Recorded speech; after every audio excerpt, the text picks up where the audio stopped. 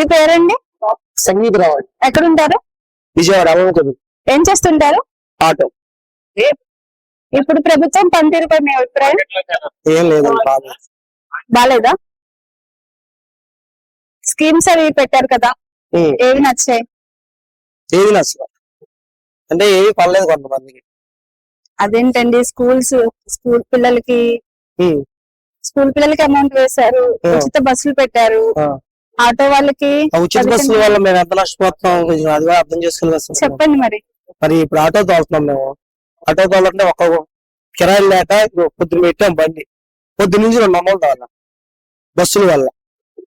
మీ auto వాళ్ళకి కూడా 15,000 వేస్తున్నారు. అందరికి వేయలేదండి, అందరికైతే అసలు ఒక్కరు కూడా అందరికి ఎవ్వరికి వేయలే.